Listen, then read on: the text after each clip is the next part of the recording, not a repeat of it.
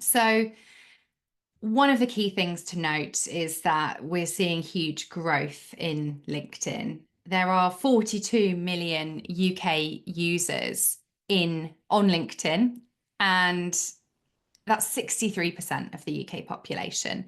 So it is a really healthy size of a social media platform. It has really crafted itself as the professional social media platform as well. It tends to be the one that all kinds of decision makers definitely have a profile on. In the last year alone, there has been an 122% increase in clicks on LinkedIn. So that's clicks on posts, clicks on links, clicks on videos. So engagement on the platform is up. And also video on the platform is up as well. So video uploads are up 34% compared with 2023. And that really shows that there's a huge commitment towards this kind of format on the platform. I'm sure if you're a LinkedIn user, you'll have noticed just how much video content there is now in the feed. And also the fact that we're now being served a lot of video content as suggested content, particularly vertical video content that takes up the whole mobile screen. Something else interesting to note is that 67 million companies are on LinkedIn now. So that's a stat from January this year. So there's a lot of competition. It can be quite hard to make sure that your company page is getting traction in the feeds, and that's where advertising can come in. Another report that caught our attention at Avocado Social recently was this Metricool report that came out at the beginning of this year. This was looking at engagement in 2024 compared with 2023. So everything on LinkedIn tends to be up, apart from post frequency. So that's quite interesting.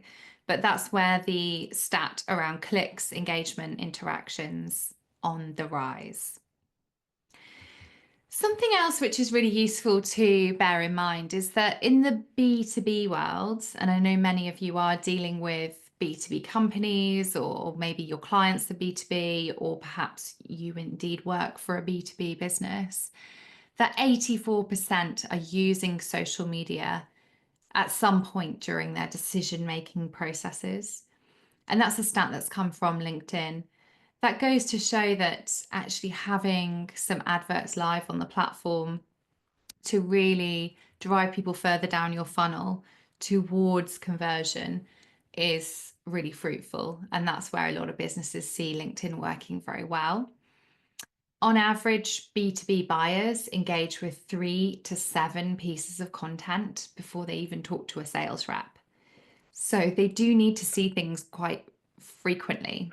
If you're familiar with meta ads and you do meta advertising, you'll know that often people don't really need to see things more than about 4 times is the frequency which Meta recommends is a top frequency of people seeing your ads. Whereas it's much higher in the B2B world.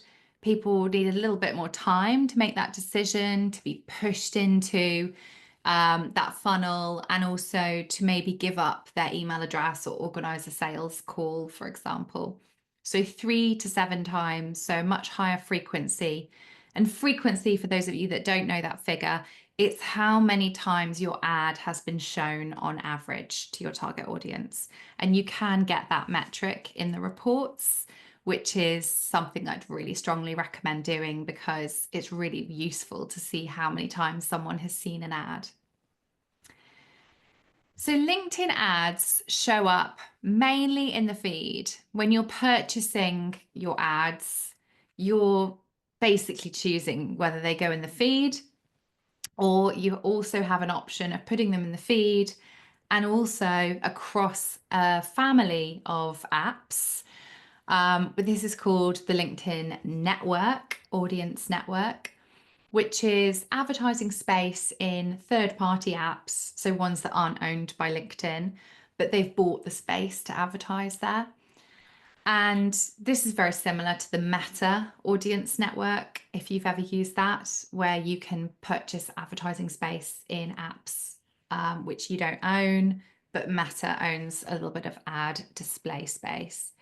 So you've basically got the option of feed or feed plus audience network. And I will show you that later on and talk to you a little bit about the benefits and negatives of using that.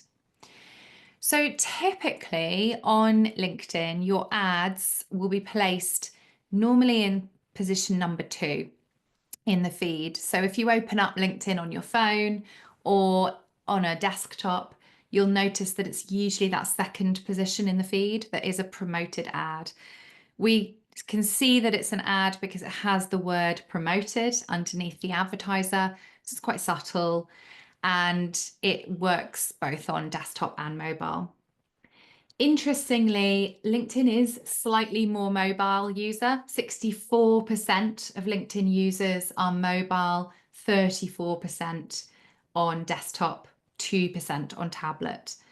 So I would always have assumed that LinkedIn would be more dominant on desktop just because you think people at work, people are browsing, during their working hours, but actually it is slightly more mobile now. And I do hear a lot of people saying, it's that kind of first thing they check on the way to work in the morning on that commute. It's where they get their news. Posting around like 8:30 in the morning tends to be quite fruitful for a lot of people as well. So do definitely consider that when it comes to your ads, how your ads are looking on the mobile app and the mobile experience. So why should you be considering advertising? Well, of course, we do tend to see it getting harder and harder in social media to get that reach. Company pages in particular on LinkedIn do tend to struggle to get the big visibility because personal profiles on LinkedIn are doing so well at the moment. So this may well mirror your own experiences when you're scrolling through LinkedIn. You tend to see more updates from people than you do companies, just generally. And when you do see a company update, you'll notice that it often is promoted. So company pages are suffering from limited organic reach. And that's why many of us are turning to ads to get that visibility and raise that brand awareness. The other benefit of advertising on LinkedIn is that you can target those top decision makers.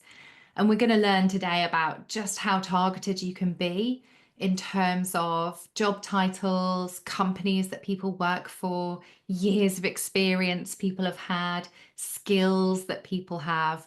So you can get really granular with your targeting, much more so than you can on Meta. And so if you are targeting people in the workplace, LinkedIn is the no-brainer platform to go for. Obviously, you're using your ads to cut through the noise. And another method which a lot of businesses use on LinkedIn is lead generation. So looking to get email addresses downloaded from their potential targets. This is an example on the right-hand side of a typical lead generation ad you may see. This is from the scheduling platform Hootsuite. They are giving away a free trends report. And once you click on that ad, you're then taken to the website where you can download the report, but you do need to give away some of your data. So your name, your job title, your email address. Those are typically the sorts of things that you might ask for in a lead gen campaign. The brilliant thing is then you can add those email addresses to your CRM, get those people signed up for your privacy policy, making sure that everything's GDPR compliant, and then they can be added to your mailing list. More sophisticated companies might then put those email addresses on a particular mailing list, which has the objectives of upselling or warming that lead and then turning them into a potential customer. I have some clients where the leads that we generate from these sorts of ads will be provided straight to the sales team, and the sales team will get on the phones or get on email and start contacting them pretty quickly. The quicker you are, the more effective it is. So there's so many different ways that you could be utilizing LinkedIn advertising, and yeah, the opportunities are really exciting.